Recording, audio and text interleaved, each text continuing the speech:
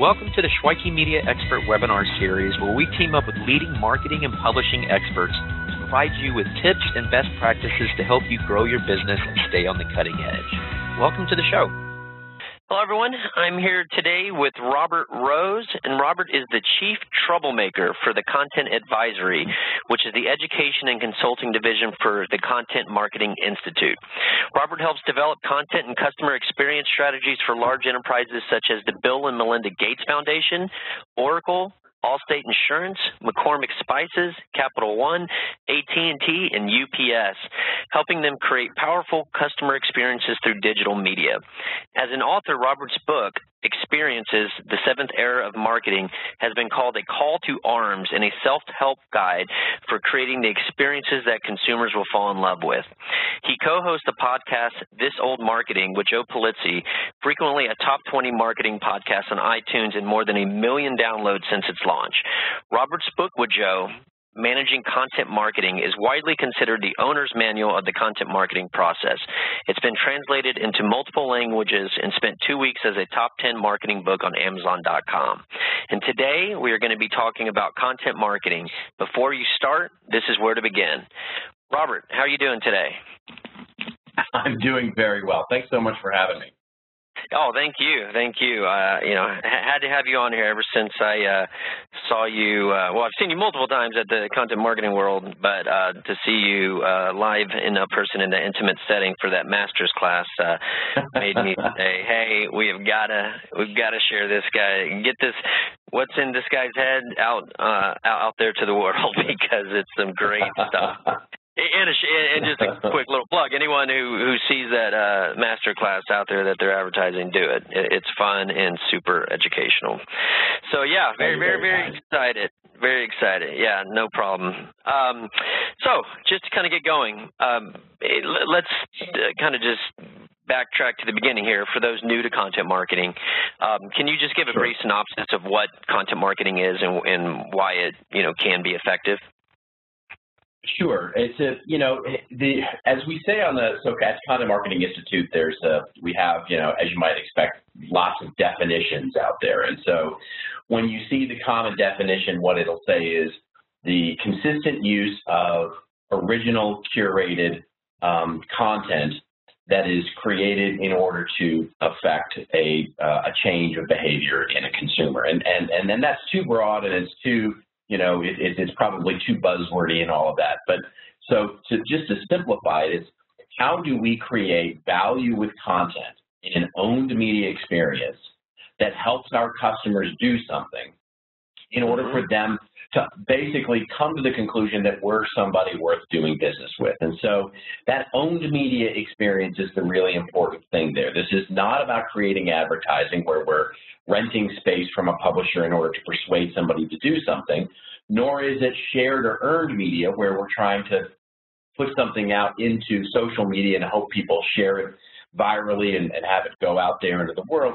This is where we're bringing people into our experience, the one that we control and own, in order for us to aggregate an audience that we can monetize in multiple ways. In other words, we can learn from them, we can converse with them, we can talk with them, we can turn them and involve them into leads and opportunities. This is our opportunity to more effectively reach a consumer that, because of technology and social media and all of the other media fragmentation, is becoming harder to reach through other methods. And so it's an approach. It's not a campaign. It's an approach or a function in the business that helps us develop owned media in order to attract customers into our space. Gotcha. And I know getting going here is where people most likely make their biggest mistakes, at the very beginning, just getting everything set up correctly. So and that's really what we're concentrating and talking about today. So would like to, get going there and have you, talk a little bit about, before you produce that very first piece of content, what are the items a marketer needs to do or consider to set themselves up for success? Well, the first one is to understand why you're doing it in the first place. And so what happens typically is the biggest mistake that gets made is, oh, great, yes, let's do some content, and literally it is about that informal. It's somebody who goes, yeah, let's do some content. We'll do content. Let's do some content. And ultimately what that becomes is simply an alternative form of whatever else we're doing, right? So if we're creating brochures or one-sheets or, marketing slicks or, websites or advertisements, ultimately we go, let's do some content, and the content becomes just another way to create a one-sheet or a slick or a website or an advertisement. And we ultimately, there's no strategy behind it. There's no goal behind it. And so, and some of it may work, by the way, because quite frankly, content is can be a little more effective than those other things because they're going to generate value. So we end up saying, hey, let's write a white paper, or let's write an article, or let's do some social media, or let's do this, wonderful, infographic or something like that. And it becomes a one-off. And we end up doing another one-off and another one-off and another one-off and another one-off. And ultimately, some of them may be okay. Some of them may work all right, but there's no way to scale that, and there's no way to ultimately drive a strategy from that because you're just simply creating an alternative form of collateral material, of marketing collateral material. And some of it may be great and some of it may not be, but that's not a strategy. And so the very first thing to do is to ask yourself, why do we want to do this? What is it we're trying to solve for? Are we trying to drive more awareness for our new product or our new company, or are we trying to help the lead nurturing process and pull people through our funnel more effectively? Are we trying to solve a customer churn problem where we have a loyalty issue? What are we trying to solve for? Because that will give you the strategy of why you're creating this owned media experience, this blog, digital magazine, resource center, academy, print magazine, whatever the expression of that idea becomes. The very first thing to do is to say, why are we doing this? Now let's lay out a plan of how we would do this if we were to build an owned media experience that would support that. And that owned media experience is then made up of all of those individual pieces that you might normally start from. Understood. Now, so basically, you got to find your purpose. You got to find your goals. So, exactly. Do you have some good exercises to help a company or a marketer find their purpose? I mean, it's obviously the why to dig into that. But do you have any other advice to help give somebody to help them find that purpose? Yeah. There's a simple way that I look at it, which is when I'm working with a client or someone who wants to figure out that purpose is. There's that sort of new idealized shape of the funnel that we see so often these days. The one that's shaped like an hourglass, right? Where it's wide at the top, where we have awareness and then consideration, and it gets narrower and narrower as we get down to the customer part. And then as it widens out again, it's more upsell, cross-sell, loyalty, evangelism, et cetera. And what I'll definitely do is say to a customer, tell me where on that spectrum it hurts the most. Because then you can segment, just a very simple segmentation of that funnel into 3 steps, right? 1, subscribe, which is usually at the top of the funnel. Then win a customer at the middle of the funnel to sort of the lower levels of the funnel. And then grow, which is sort of the very lower, so after they become customer loyalty, creating an advocate for your brand. And then basically wherever your challenge, where does it hurt the most, wherever that challenge is, that can be the place to start, right? So where are you having the most difficult time right now in marketing? Is it at that awareness stage, or is it at that win stage, or is it at that grow stage? And then once you poke into there and you say, yes, that's where we want to focus. Well, there's our purpose, right? There's where we can focus and really have a true strategy to what is it we can create that can help that customer through that part of their journey and ultimately make a decision in our favor that helps us optimize that part of our funnel. And so if it's a win situation, in other words, you're pointing right to that lead nurturing portion of your funnel, great. What kind of owned media experience could we create to help drive trust, or to help drive deeper education, or to help drive deeper participation with the customer at that part of their journey, to help our salespeople to have more interaction, to help our brand have more interaction, and developing an owned media experience that really optimizes that part of their journey. That's where you find your purpose, is understanding where along the buyer's journey or the engagement journey you can actually optimize, and then focus right in there. And if it's somewhere at the awareness level, great. If it's somewhere at the win level, great. And if it's somewhere at the customer growth, what most people make the mistake of is saying, let's create an owned media experience and figure out how it addresses all of the parts of the buyer's journey. And that just doesn't work. That's interesting. I've never heard anybody put it that way, Robert. That's very, very interesting.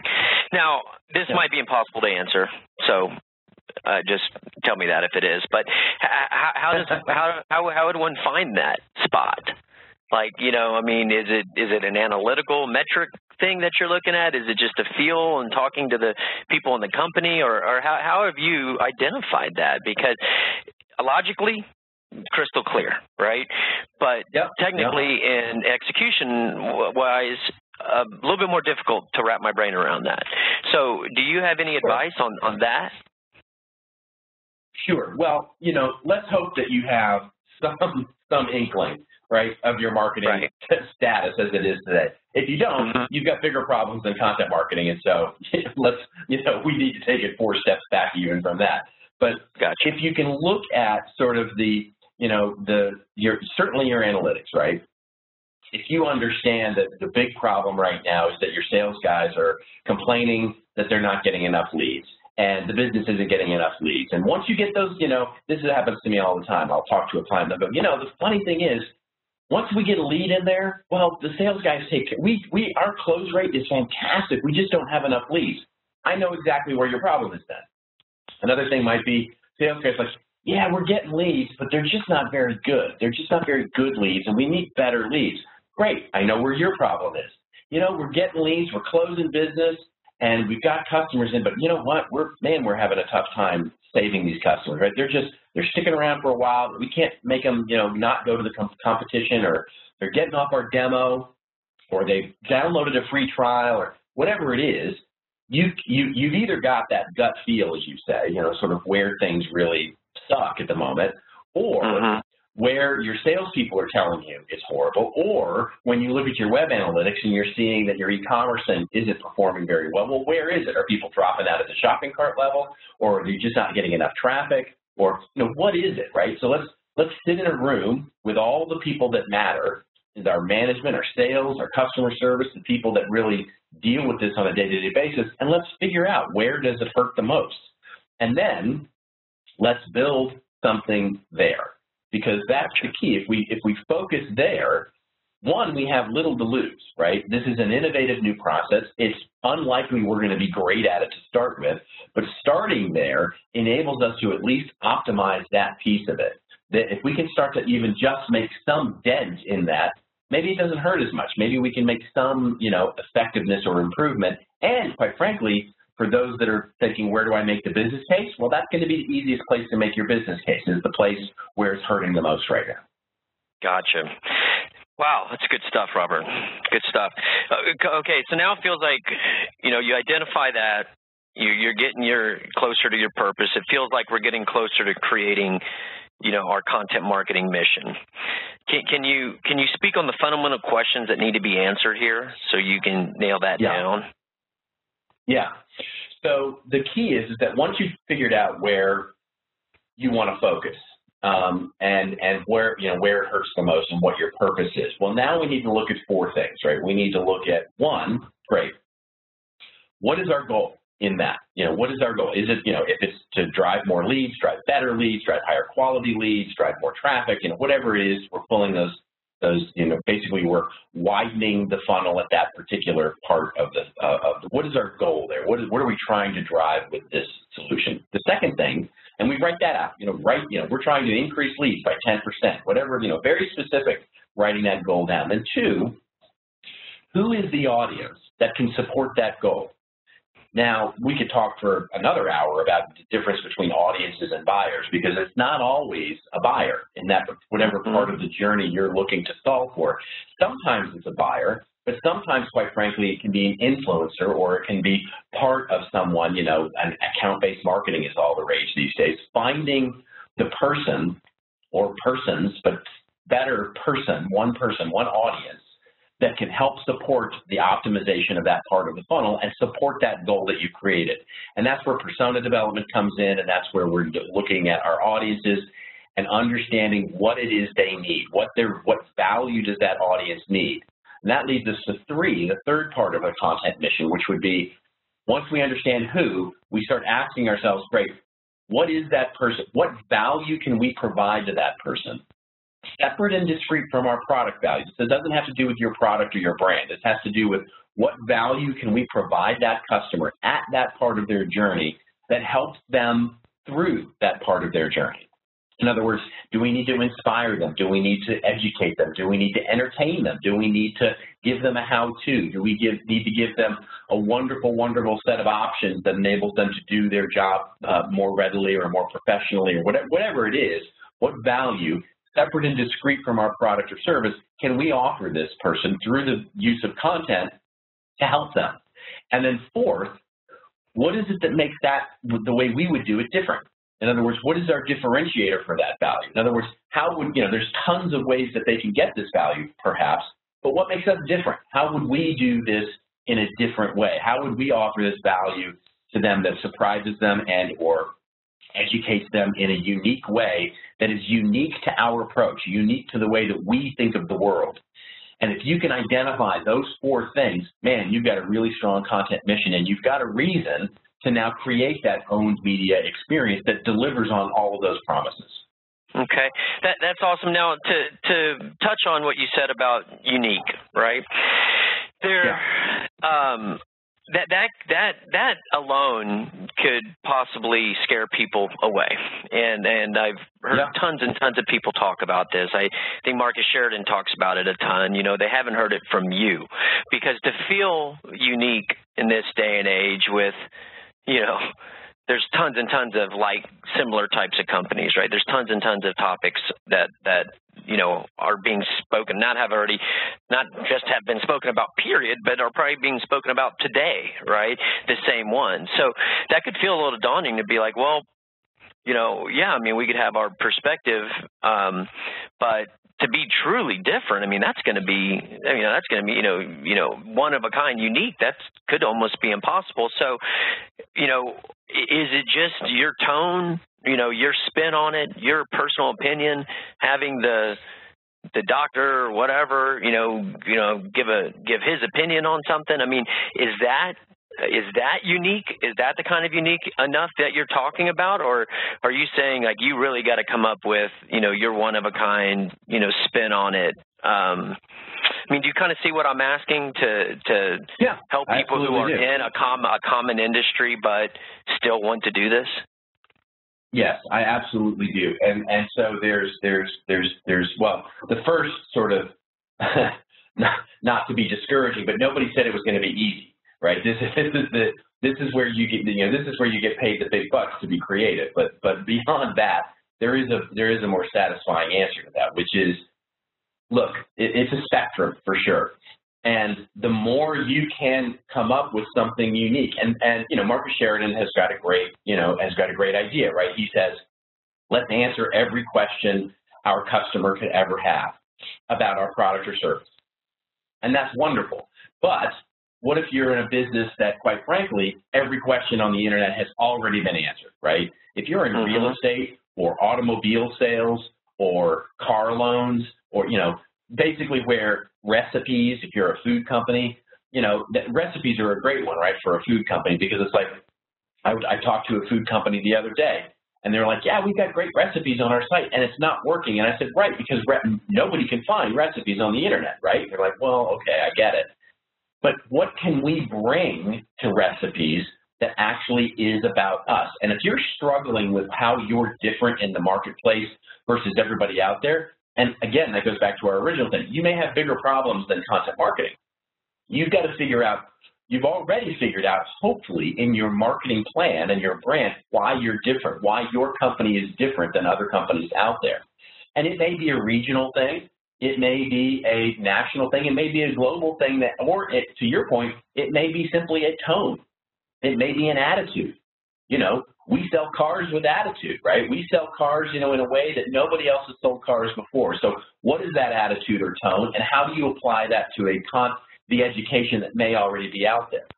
And so when people are finding that, you'll find the people that actually align with that attitude or that tone. So it's a spectrum. What I would, the caution is that, and you'll know it when you see it. If you start creating content and you go do Google searches and you start looking at other content that is addressing the same topic as you are, and you can't really tell the difference between your content and the other content, in other words, you could pretty much just slap your logo on top of their content and they the same, that's when you should say, no, this isn't going to work, because it's just not. You're just creating more noise in the ocean. And so you've got to figure out a way to differentiate yourself in the ocean, or don't do it. You can't figure, that's why it's one of the 4 pillars here, is because if you can't figure out how your content is going to be different, then don't waste your time. Don't do this until you can figure that part out, because otherwise you're just spewing more content into the ocean, and quite frankly, yeah, you might get lucky one day and get found and get clicked on and stuff like that, but it's not going to be the exponential, wonderful optimization of that part of the funnel that you're hoping to be. It is challenging, it is hard, and finding differentiation these days is really difficult, but it's critical to do if you're going to succeed with this. Okay, awesome. Now, I've also, in regards to the audience, and good stuff. In regards to the audience, I've heard you talk about like 3 levels of subscribers. Can you touch on that as we're defining audience?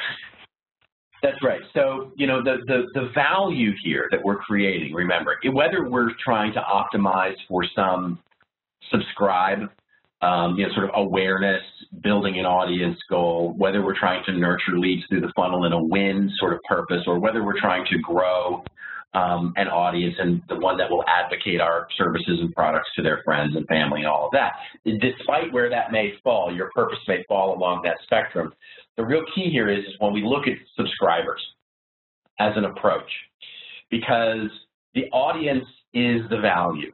That's the key thing to remember about content marketing. The audience is the value. The content is merely a bridge to get to that audience. The audience is the value. That's the asset that we're building over time. It's the relationship with somebody that wants to talk with us. That's the whole reason we're doing this. So many times what will happen is that either because you're in a financial services company, there's regulatory issues, you're in a pharmaceutical company and you're tough, it's tough to do this, or quite frankly, you can't afford or you haven't built a business case quite strong enough for a technology solution that would allow for an email database, or you're just not there from a maturity level yet. Basically, sometimes there are reasons, and good reasons, that you can't quite take that explicit, subscription yet. Maybe you don't want to because you don't feel like you've quite got the topic nailed or whatever it is. So the 3 levels of subscriber are a beginning, an evolution for you to follow in order to start to build the case for taking an explicit subscription. And so the first level is what I call implicit subscription. Basically, we can imply subscribers by the way that we look at content consumption. In other words, we look at our blog, and we don't take email newsletters yet. Maybe we haven't built a business case for it yet or whatever, but we can look at things like returning visitors. We can look at, returning versus new. We can look at RSS subscriptions and see how many people are subscribing via RSS. We can look at the way that people are interacting and how many page views they look at. We can look at that new versus old. In other words, returning visitors view 2 or 3 articles, new visitors look at 1 article. Well, that's a reason. Now we've got an interesting set of data, and we can start using the content, and we can be clever about content to say, let's start putting out content that either increases new users or increases returning users, and we can create a strategy around that, because that gives us some indication and understanding and insight that we're actually reaching an audience with value. We're actually reaching an audience that wants to come back. So that gives us a business case to say, you know what, we actually need to be able to understand this audience more deeply. Then we can go to the second level, which I call behavioral subscriptions, which is we can start doing things like polls and surveys. So for example, we can look at polls and surveys for those returning visitors versus new users.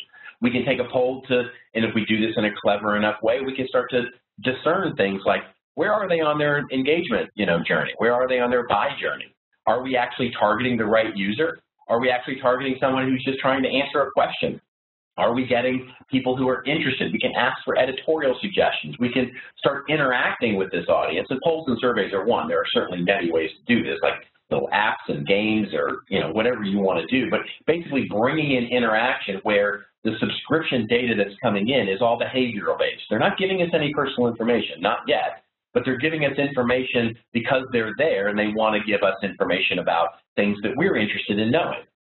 And then the third is the explicit subscription, where we're actually taking an email address or a physical address or some set of personally identifiable information in exchange for the subscription to this wonderful value that we're creating through content. And it can be an evolution. Each one of those levels can give you insight that help you determine what kind of value content is providing to your business. Because the whole point here is that as we develop and build an audience, the audience is what provides the value. And so looking at them and segmenting them of their behavior versus what do people that we pull in from advertising or from Google ads or from display ads or from trade shows or from those where we send them a free Starbucks card, how do they behave versus those that we're giving content to behave? And chances are, if everything works out like I've watched it work out a million times, those that you're giving great experiences to through content tend to do things that are more in your favor. They tend to be better customers. They tend to buy more. They tend to be more loyal. They tend to understand and want to engage with you because you're already giving them value.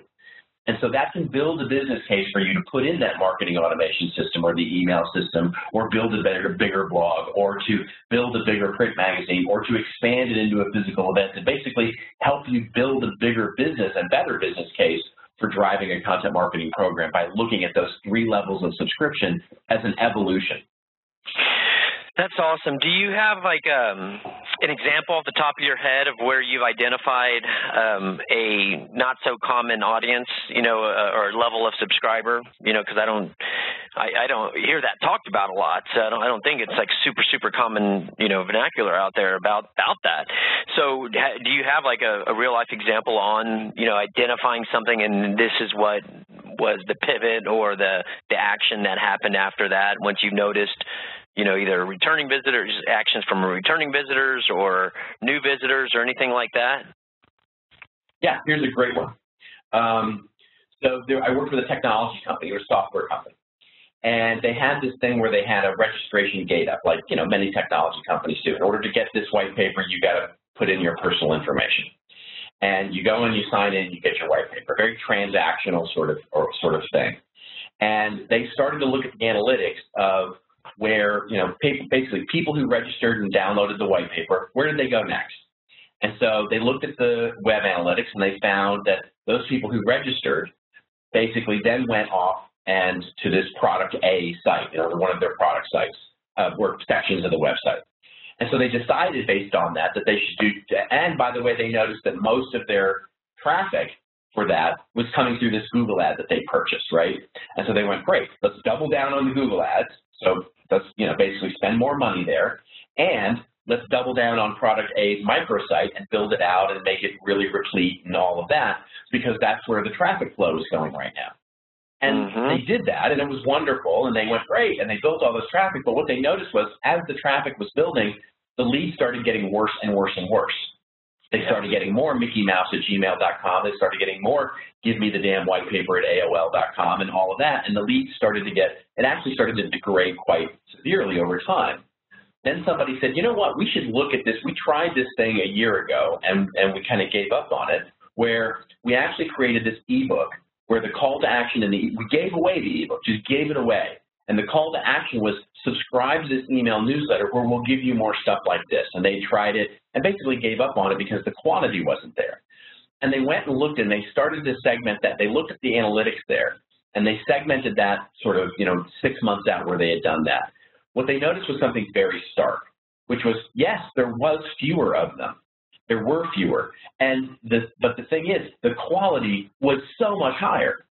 The quality was so much higher for those that subscribed. There were real email addresses. There were real names. There was real phone numbers there based on the fact that you were giving them something of value, and ultimately that they were actually subscribing to something that they would get in the future. So they were giving the data rather than us gathering the data. And then a really interesting thing happened, too, because then they said, well, where are those people coming from? Those people were coming from social, organic, and trade shows, actually. And so all their doubling down on Google was basically, you know, a sort of a fool's errand, right? Where the value for them was to double down on promoting content through social, promoting content through their trade shows, and promoting content through organic, and having people come in that way. Yes, there were fewer of them, but they were much higher value. Building that audience for them provided much higher value, and so doubling down on that actually built them a business case to say, we should kill the resource center and make this a digital magazine that we just give away, because for them it was organic. Now, that's not a prescription, that's just an example. No, that's just an example, sure. Yeah. But it's an example of how understanding that people who, when you create something gated, it's not that I don't ever believe in gated content, but when you're gating content as a transaction, you're gathering data and people go, yeah, give me the damn white paper. I just want it. I'm not necessarily a customer yet, but yet we look at that data in the same way. Versus people who are giving you data because they love what you're doing and they want more of it, that's a different value there. There's a different value to be able to do that. And this technology company realized that in spades. Well, that's what they say, test and track, and adjust, right? Exactly. Yeah, and that's why I always, preface this to say, hey, can you give me an example, but understand that there's no one size fits all whatsoever, and you gotta do what's right for you specifically, but you gotta dig in. But that was a phenomenal example. Well, cool. All right, to kind of move on to your step 3 of getting everything set up. I believe it's the story. Can you give some pointers to our listeners on helping them find their story? Yeah, this is my favorite part because it's the most creative part, and it's the most it's the one where, quite frankly, we give up the easiest because we inevitably default to more about our product, more about our brand, and let me tell you more about us, right? This is the enough about me. What do you think about me? And really, when we're thinking of story, and storytelling, by the way, has this huge buzz around it right now, and it's almost become this meaningless buzzword, right? Especially in B2B, right, where we're thinking like, what really story? Are we really storytellers? And the answer is yes. And what I like to think of, so I grew up through just telling stories I'm an English lit grad and all of that, and the key to a story is, and what I learned in English literature and through my days as a screenwriter and all of that is that at the end of the day, a story is an argument. It is an argument that you tell and give in a entertaining, informative, engaging way that ultimately proves its point.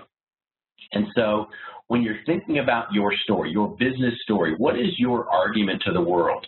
And we talked a little bit about this when we talked about, your differentiator, what makes you unique in the market. And that's really it. It's like, why are you in business to begin with? What is your argument to the world about the point of view of what it is you do? And once you do that and you marry that up with what does the audience need, well, now you've got the start of a story.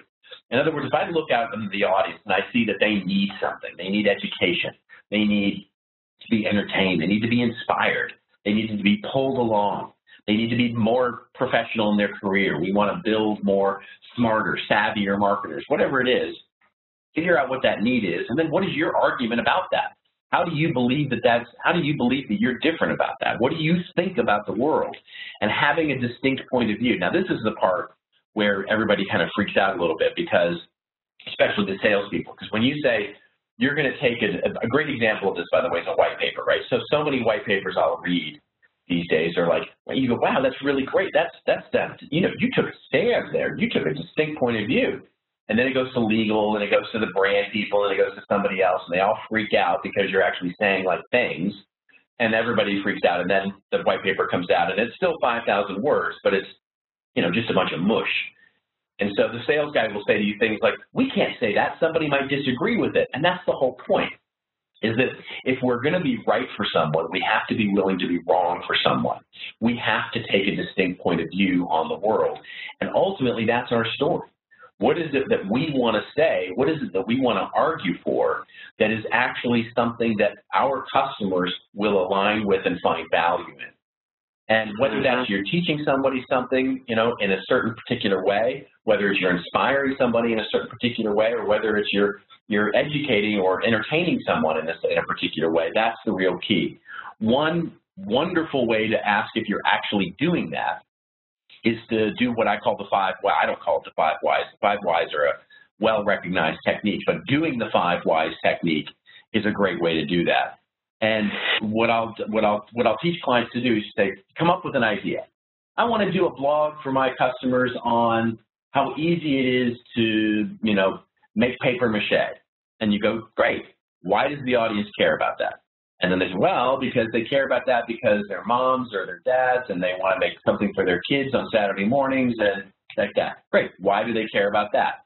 And you keep working through the why do they care about that until you get to something really interesting, or quite frankly, you don't. In many cases, you'll go through the 5 whys and you'll go, yeah, that wasn't a great idea.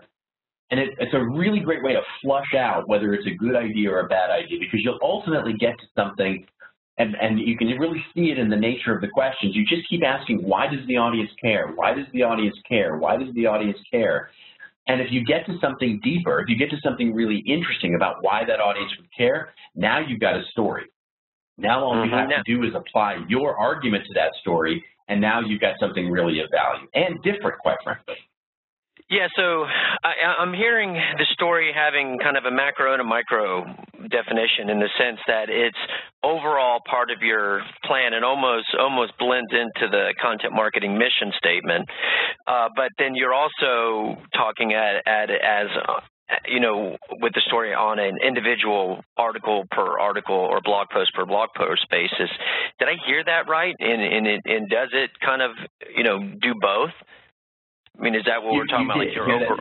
You absolutely. So I do that 5 whys exercise. I do it every time I write a blog post. I do it every time I write a white paper. I do it every time I do an entire brand strategy for a company, because that's at its core. What we're trying to do is, so there's a great video out on YouTube about Steve Jobs in 1997. It's just this awesome video where he talks about the biggest lesson he learned when he came back to Apple. And it was, you start with the customer experience. He said most of the time when we think about creating stuff, and he meant like advertising and PR materials, but I'll just broaden it out to say content. Most of the time what we say is, we've got this cool thing and we need to help describe the value of it and why it's important to audiences.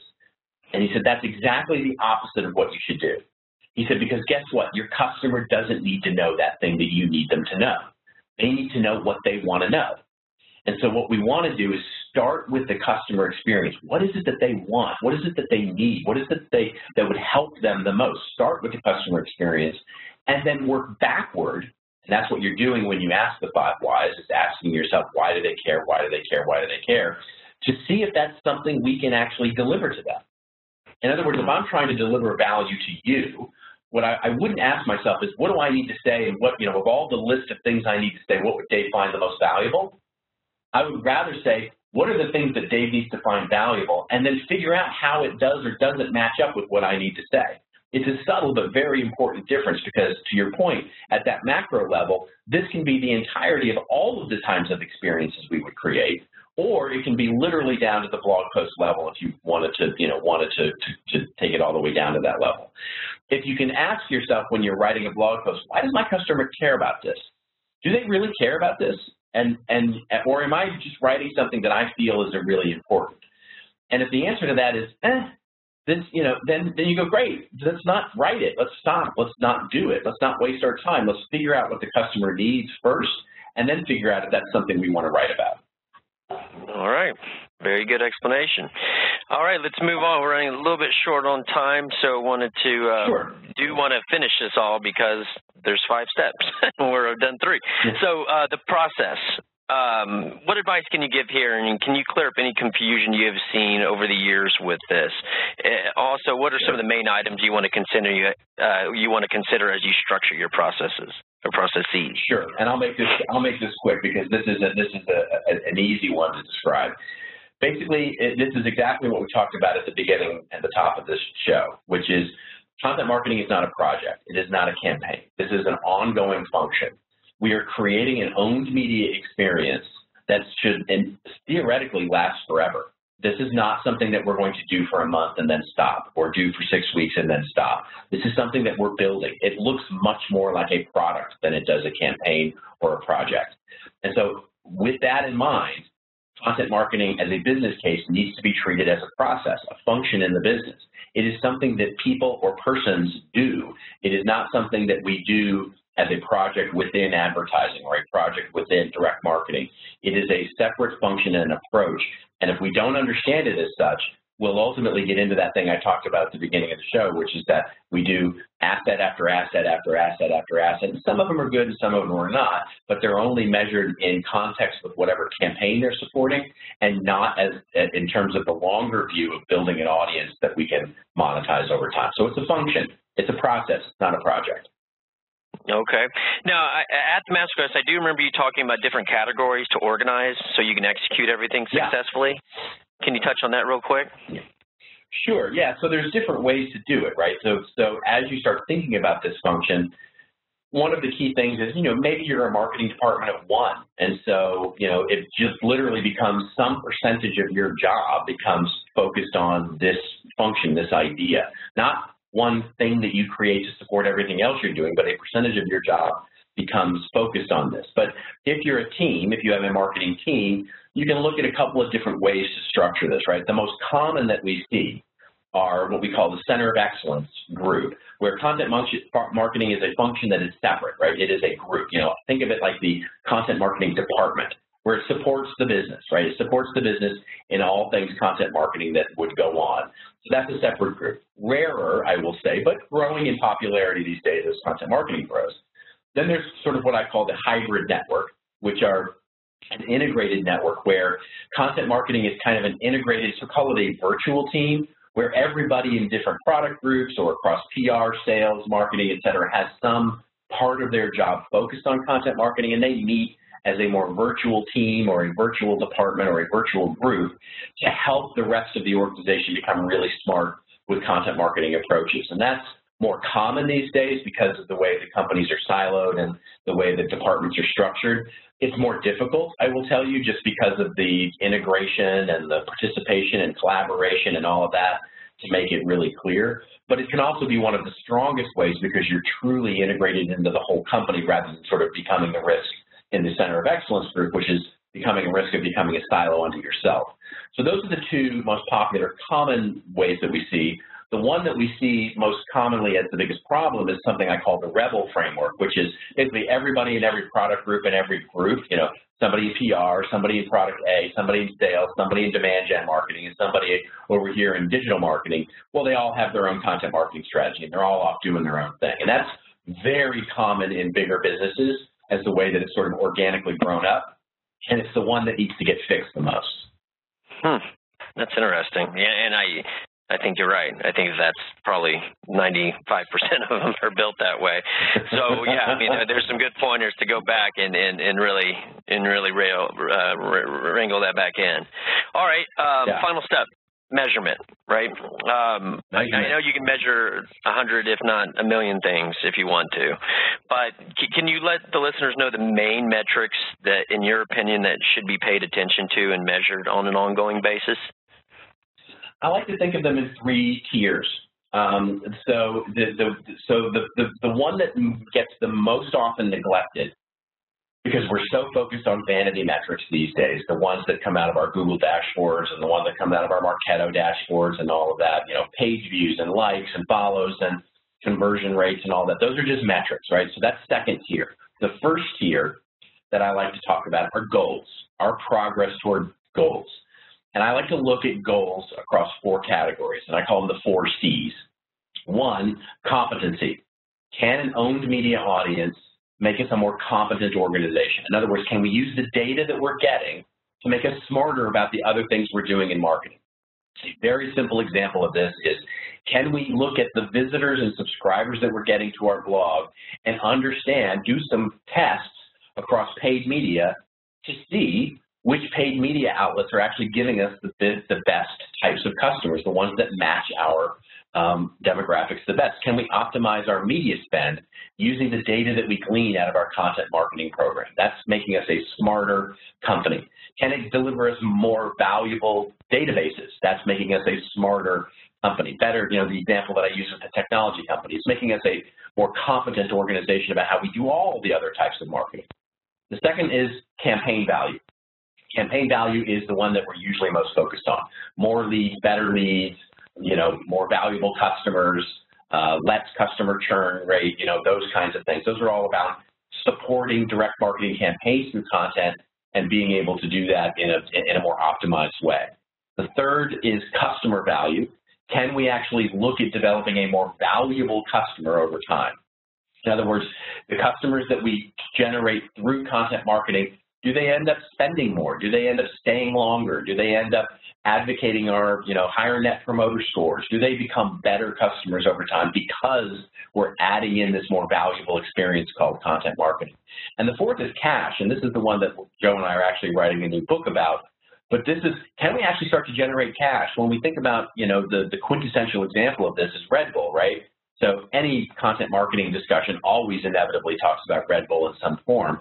But if you go talk to Red Bull Media House, they will tell you they're actually not a content marketing organization.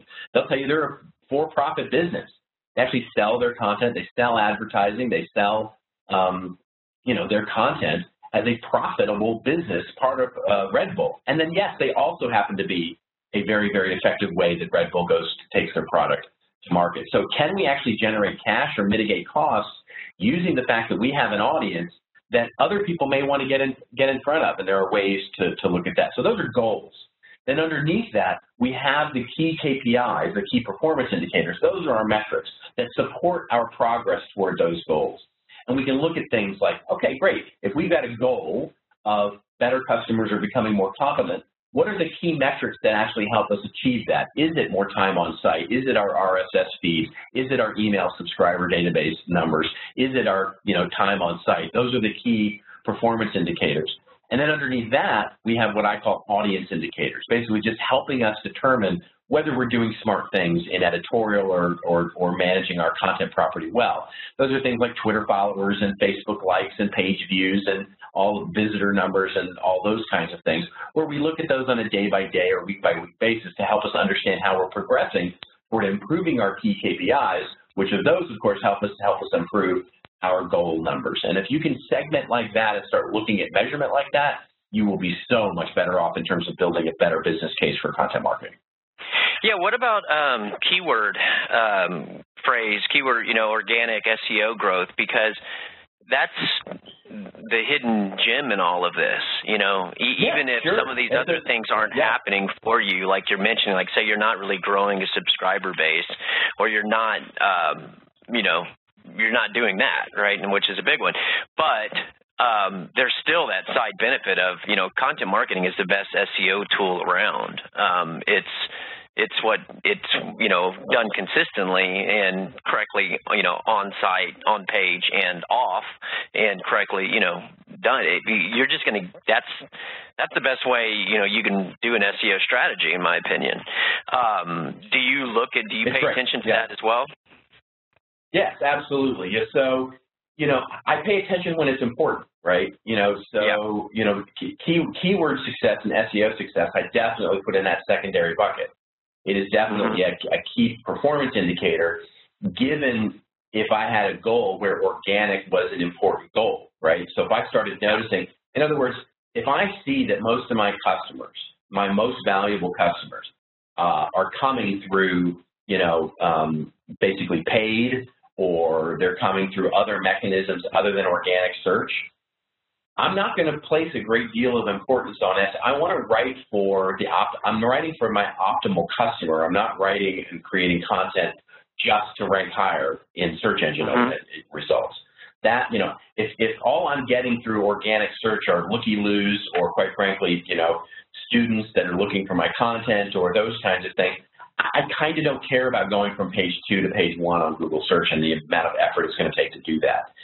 So key performance indicator of organic search, if it's part of my overall goal to have more organic search traffic because it affects the way that my cost of my revenues? Absolutely, yes. It becomes a key metric for me to look at to support that goal. Gotcha. Yeah, great point. Great point. For some people, it's everything, and for some people, it's hardly nothing. It's nothing. You know? It's nothing. Yeah. Right. It's nothing. Gotcha. Awesome.